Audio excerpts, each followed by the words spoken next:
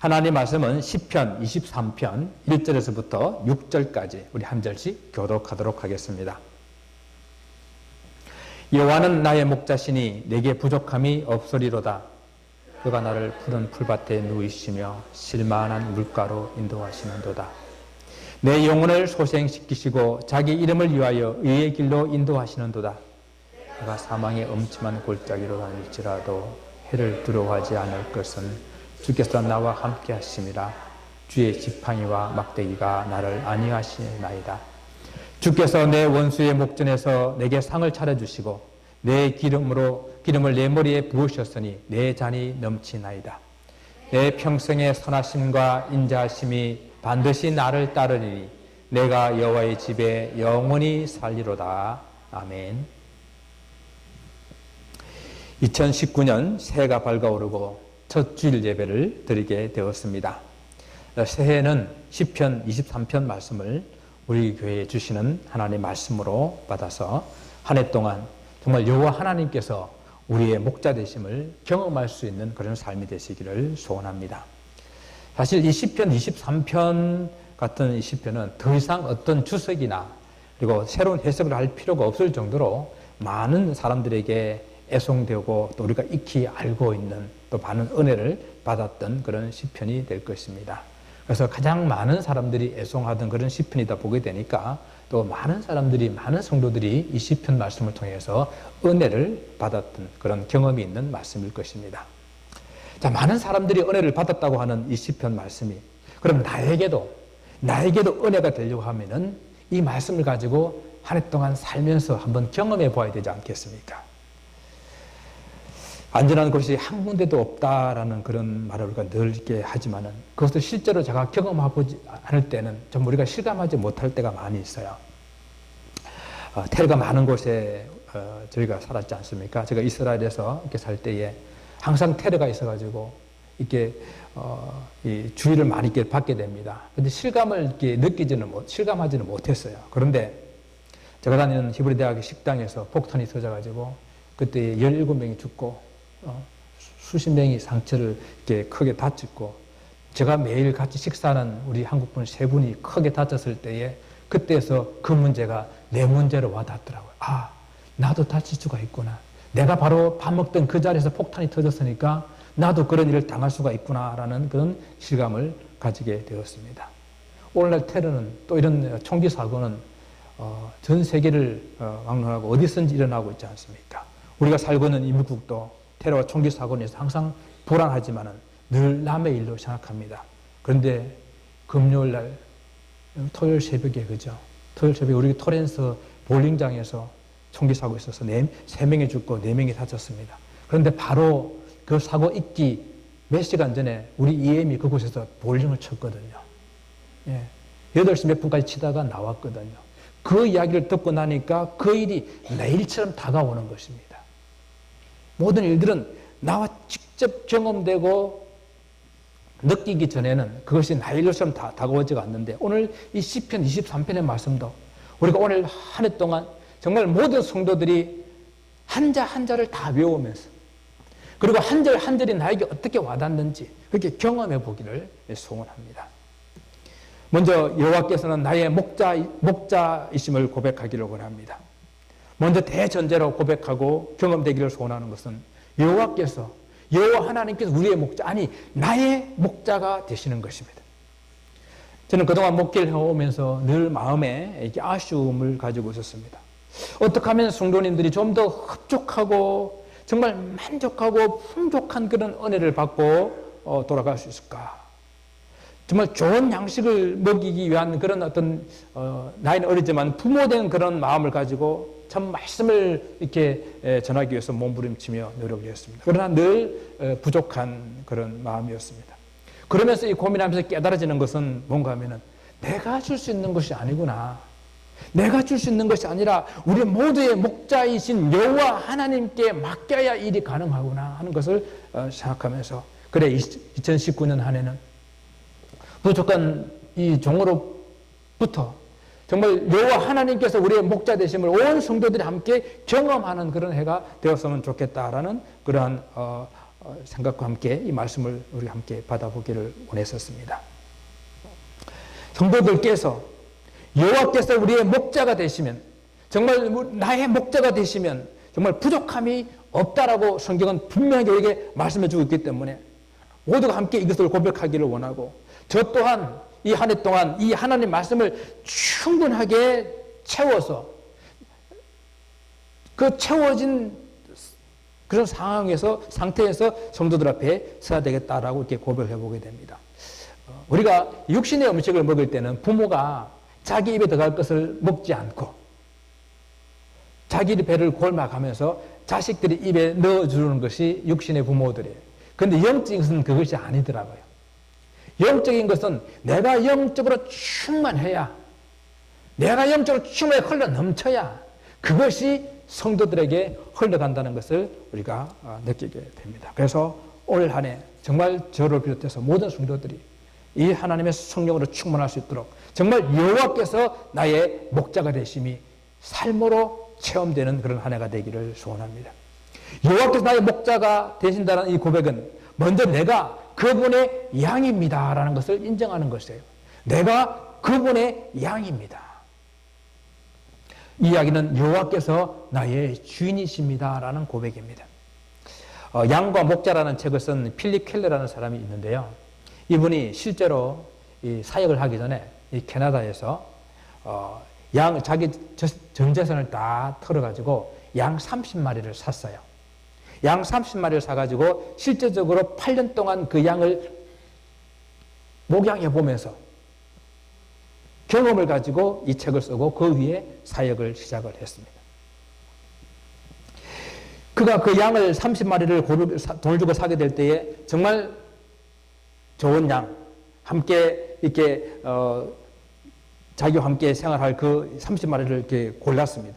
그러고 난 다음에 한 일은 뭔가 하면은 그 양이 자기의 소유라는 것을 표시하는 것을 해야 됐었습니다. 모든 양들을 차례로 한 마리씩 불러다가 그 길에 날카로운 면도칼 같은 거 가지고 표시를 이렇게 내어서 이 양은 내 양이라는 것을 이렇게 표시합니다. 근데 그 일은 그렇게 유쾌한 일이 아니에요. 양에게도 고통이 있고 그 양을 바라보는 목자에게도 고통이 있는 것입니다. 그러나 그 고통의 시간이 지난 다음에 그 양들은 확실하게 주인의 양이라는 표시로 새겨지게 된다는 것입니다. 여러분, 우리가 주님의 양이라고 하는, 주님이 나의 목자라고 하는 것은 먼저 내가 철저하게 나는 주님의 것입니다, 나는 주님의 양입니다 라는 고백이 있어야 한다는 것입니다.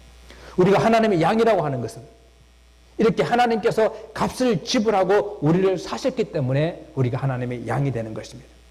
하나님의 모든 것이 되신 독생자 예수 그리스도를 십자가에 내어놓으시고 그 당신의 몸으로 모든 값을 다 지불하시고 우리를 사셨습니다. 그래서 이제 우리는 주님의 것이 되었습니다. 그래서 주님께서도 이제는 너는 내 것이다 라고 말씀하시며 성령으로 우리에게 도장을 꽉 찍어주셨습니다. 그래서 저와 여러분은 주님의 것입니다. 이것이 여호와는 나의 목자시라는 고백의 의미예요. 내가 너를 지명하여 불러다니 너는 내 것이라 하신 그 하나님의 의미를 바로 깨닫는 바로 그 말씀입니다. 여러분, 여호와께서 여러분의 목자이십니까? 그렇다면 오직 목자만 따라가야 합니다. 여호와께서 우리의 목자라는 이 고백은 여호와 한 분만으로 만족하다는 그런 고백이에요. 우리는 여호와께서 나의 목자라는 말을 하게 될 때에 그 다음에 항상 생각하는 것이 내게 부족함이 없으리로다라는 말을 생각해요. 너무 조급하게 여호와께서 나의 목자이시기 때문에 나에게는 전혀 부족함이 없는 것 결론으로 너무 빨리 초점을 맞춰버립니다. 물론 맞는 말이에요.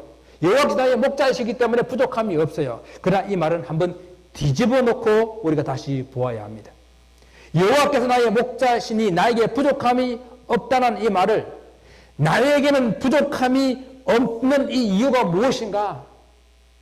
왜 나에게 오늘 살아오는 동안에 전혀 부족함이 없는 이런 삶을 살았는가? 그 이유는 여호와께서 나의 목자가 되어주셨기 때문이다라는 이 말을 바꾸어 봐야 된다는 이야기입니다. 물론 이 말은 어떻게 생각하면 좀 비슷한 것 같아요. 그런데 비슷한 것 같지만은 분명한 차이가 있습니다. 우리가 일반적으로 이해할 때에 여호와께서 나의 목자이시기 때문에 나에게는 부족함이 없어.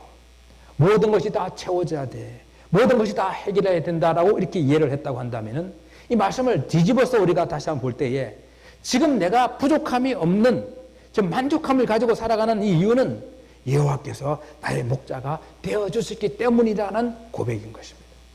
여호와 한 분만 있으면 지금 나의 형편이 세상 사람들이 바라볼 때는 그렇게 만족한 것이 아니라 할지라도, 세상 사람들이 바라볼 때는 그렇게 풍족하지 않다 할지라도 내가 만족할 수 있는 이유는 여호와 하나님 한 분만으로 내가 만족하기 때문이라는 이야기죠.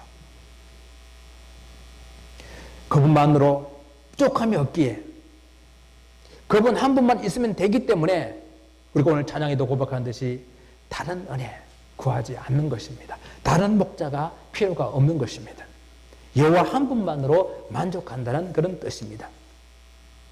여호와를 나의 목자 삼고 내가 원하는 모든 것을 채우고 이루는 그런 축복의 기복적인 그런 모습들이 아니라 지금 어떤 환경이라도 어떤 것이 또한 혹 부족하고 때로는 어떤 삶의 고난이 있다 하더라도 여호와께서 나의 목자가 되시니 그분 한 분만으로 만족하고 그분 한 분만으로 충분하다는 그런 고백인 것입니다. 어느 교회에서 성경 암송대회가 있었어요. 교회 나온 지 얼마 되지 않는 학생이 10편, 23편 정도는 자기가 외울 수 있겠다 생각하고 열심히 이어가지고 성경 암송대회에 도전을 했습니다. 그 차례가 돼가지고 나갔습니다. 여호와는 나의 목자시니 내게 부족함이 없으리로다 했는데 그 다음에 생각이 안 나는 거예요. 그래서 다시 한 번 더 여호와는 나의 목자시니 내게 부족함이 없으리로다 했는데 또 다음에 생각이 안 나는 거예요. 그래서 그렇게 생각이 안 나고 그래서 계속 반복하다가 이 학생 마음속에 확 느껴지는 것이 있었어요.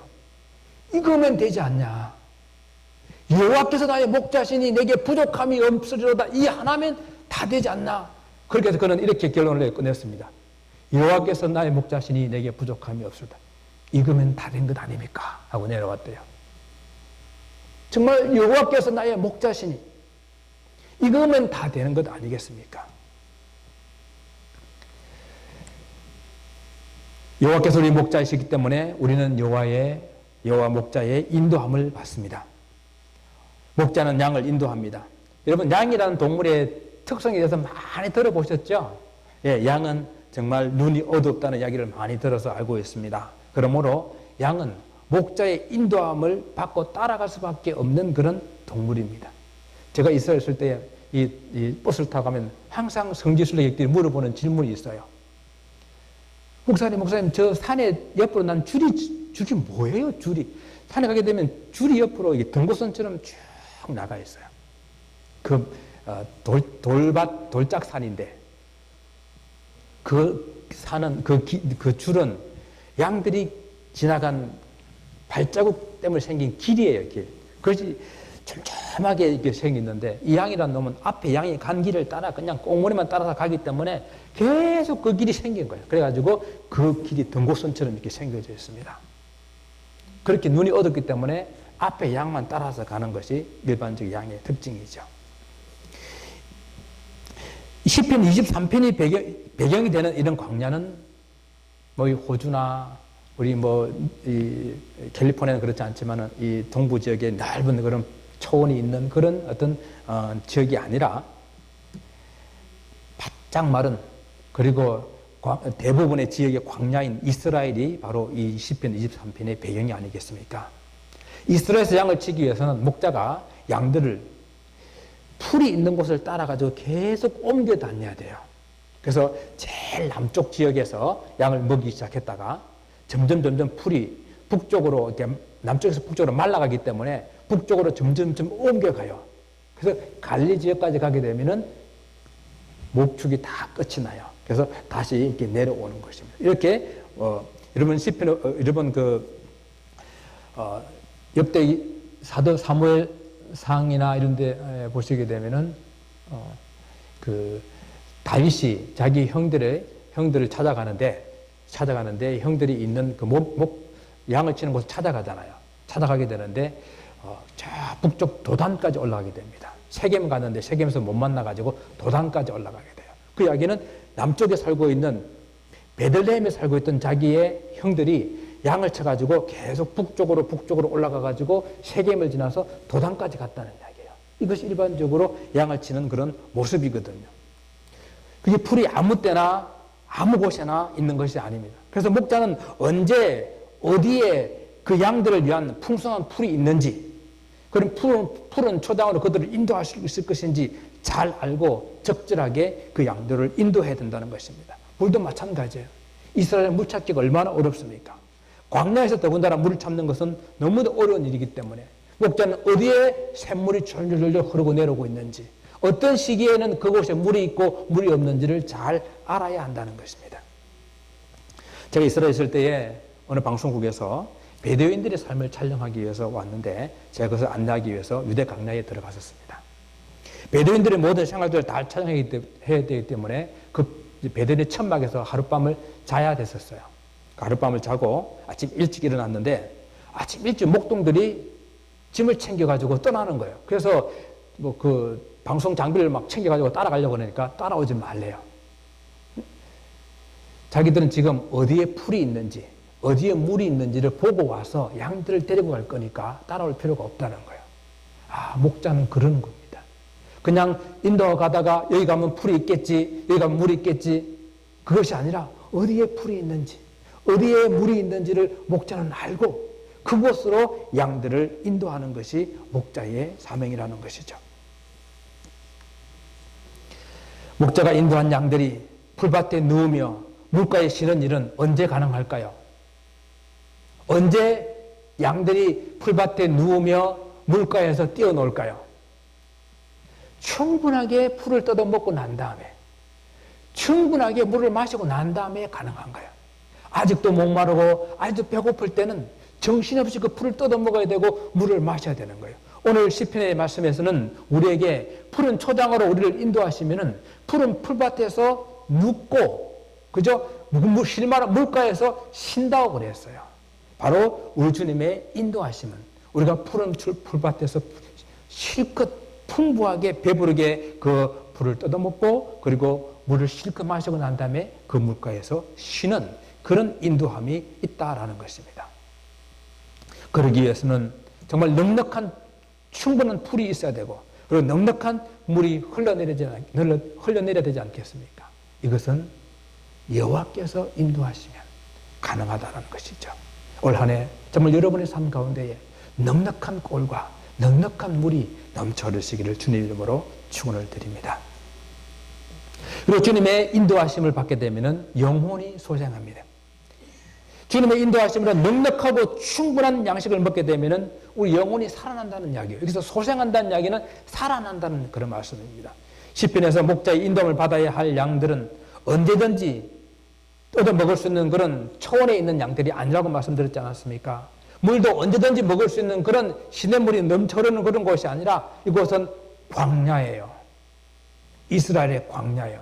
여러분, 우리는 이것을 잘 느낄 수가 있어요. 우리가 조그만 차를 타고 15번 도로를 타고 나가다 보게 되면은 이스라엘과 똑같은 그런 광야를 만나게 됩니다.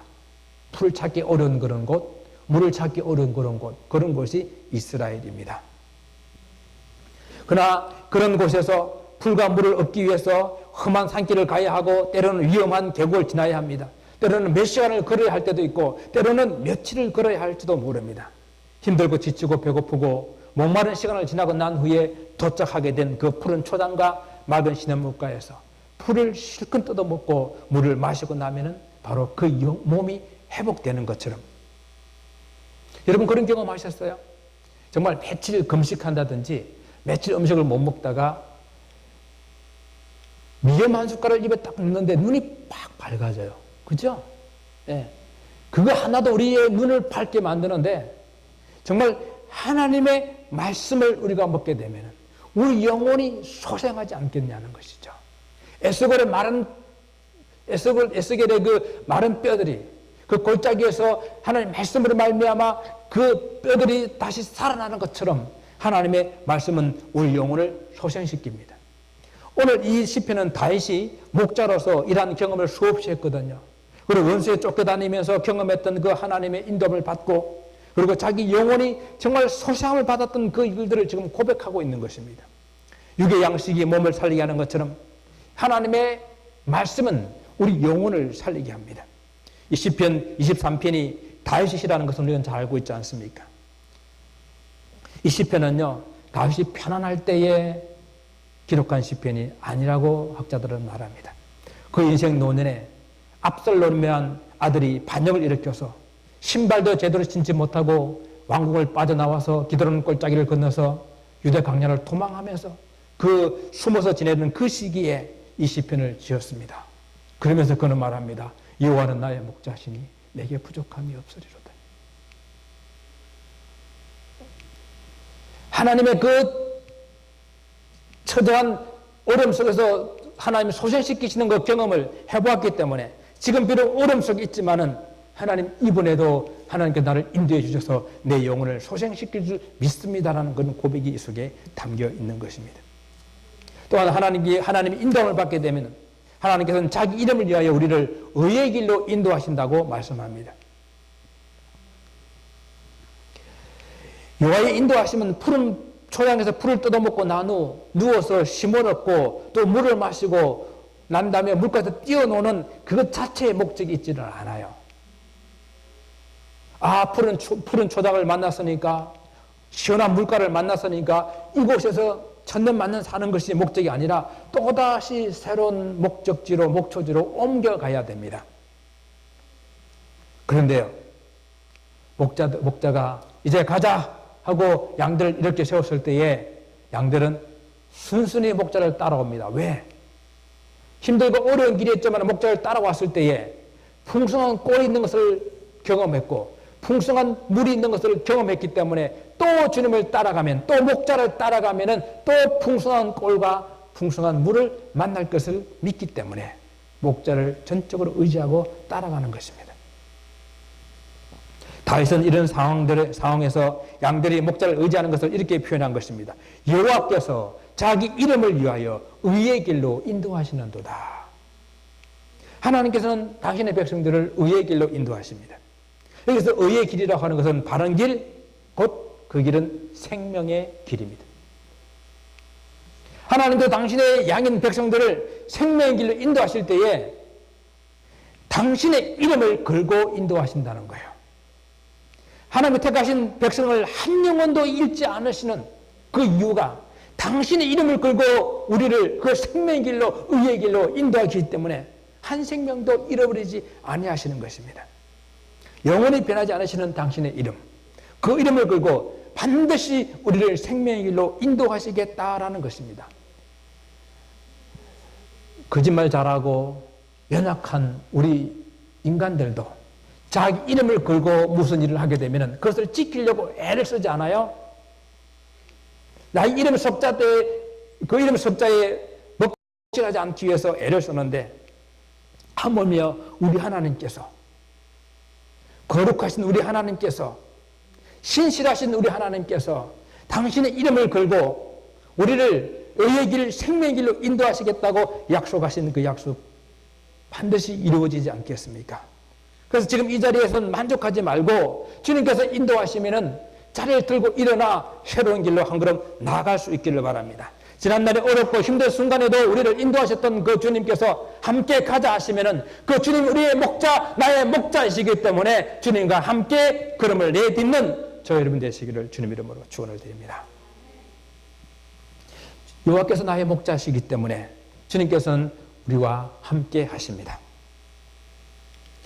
양들은 목자 없이 살 수 없는 그런 동물의 상징적인 동물이에요. 그래서 목자는 양들과 함께 늘 함께 먹고 함께 자면서 함께 하는 생활을 합니다.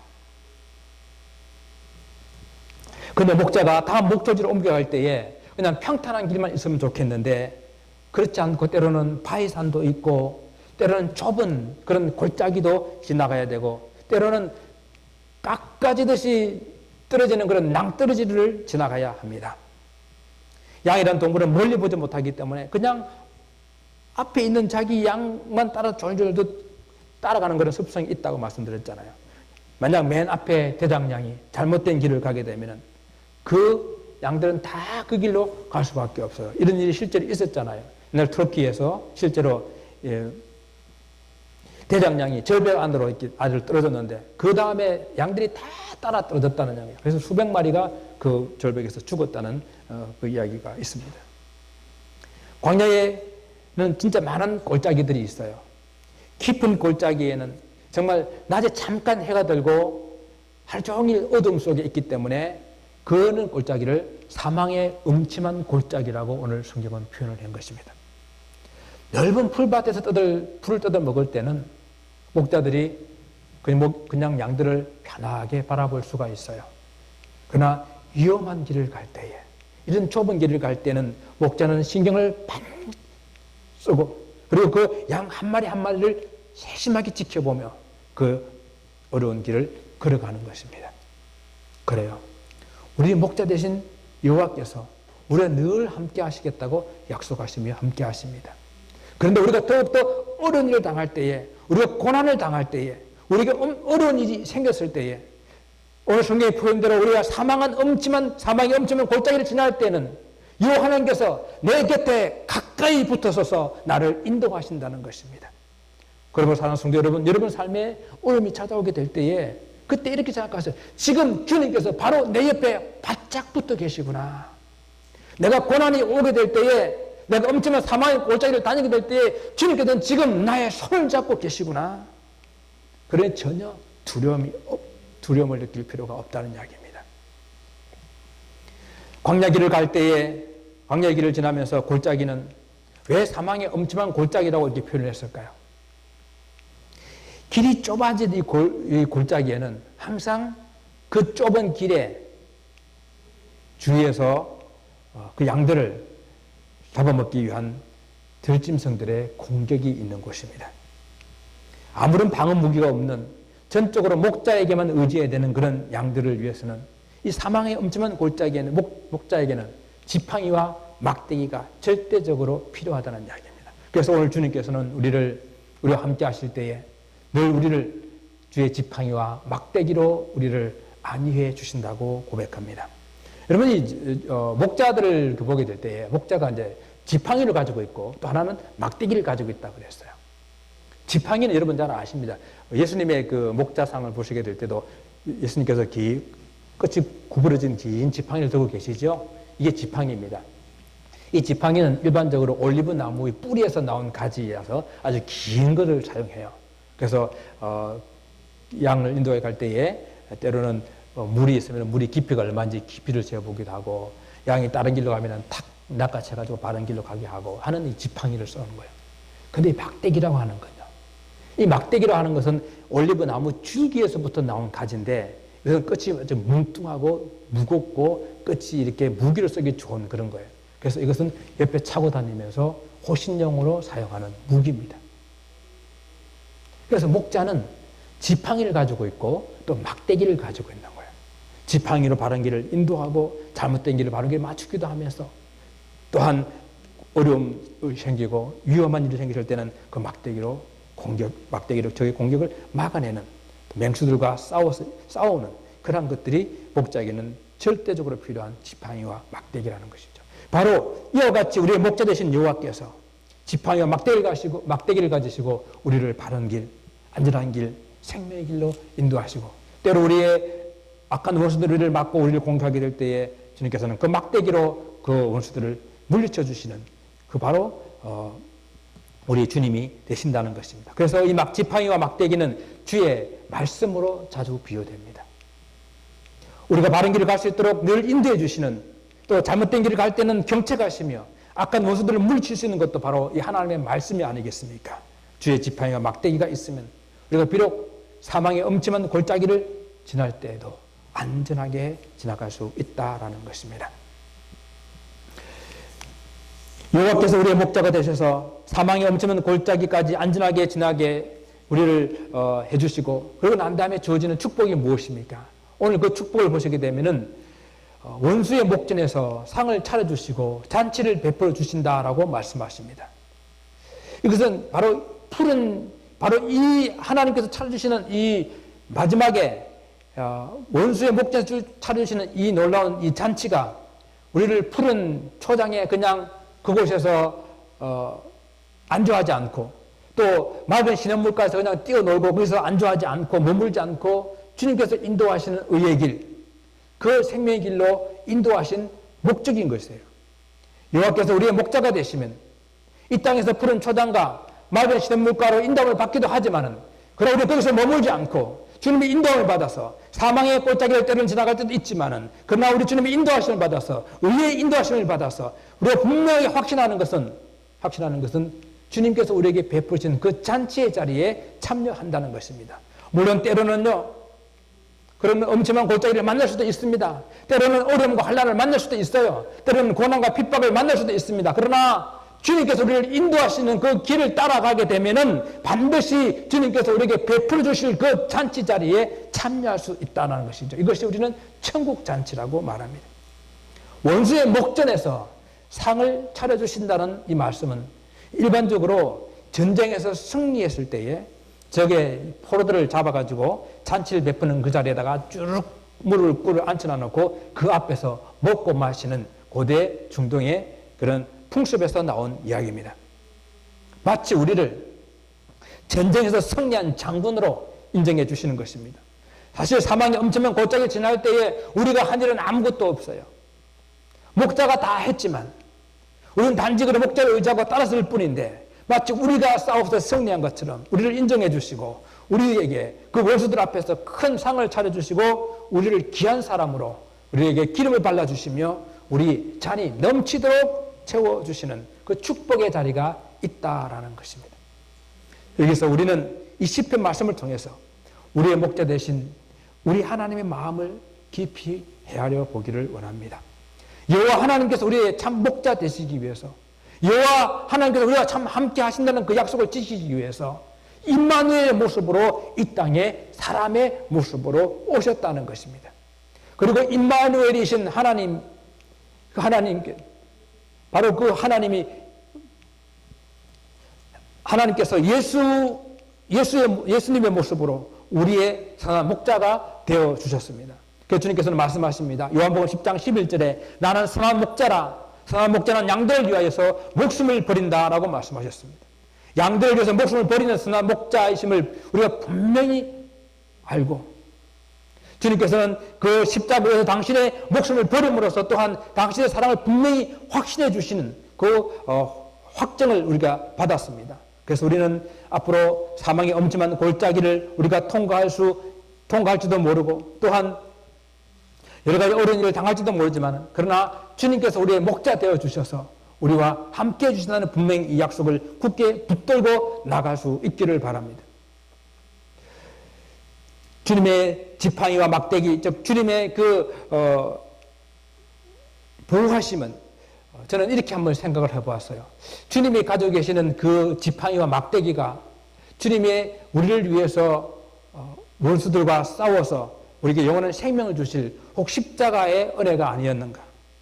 정말 우리는 아무것도 한 일이 없는데 그 주님을 믿었다는 그 한 이유 때문에 이 사망의 엄청난 골짜기를 주님의 그 은혜로 승리하게 하시고 지나가게 하시고 그리고 주님께서 우리에게 그 은혜의 잔을 넘치도록 채워주시는 그 축복의 자리를 우리가 갖게 해주신다라는 것입니다. 하나님께서는 우리를 하나님의 자녀로 인정해 주셔서 한 사람 한 사람에게 2019년 한 해에 그 은혜의 잔이 넘치기를 소원합니다. 이제 우리는 다시 마지막 6절로 가서 이 아름다운 시편의 결론을 한번 이렇게 생각해 보기를 원합니다. 우리에게 약속하신 것은 여호와의 집에서 영원히 사는 것이라고 말씀했습니다. 이 일은 우리 하나님께서 당신의 이름을 걸고 이루시려고 독생자 예수 그리스도를 보내주셨고 십자가로 확정하셨기 때문에 반드시 이루어지실 것입니다. 이제 우리에게 남은 것은 이 6절의 말씀에 나오는 이 결단을 저 여러분이 함께 하는 것입니다.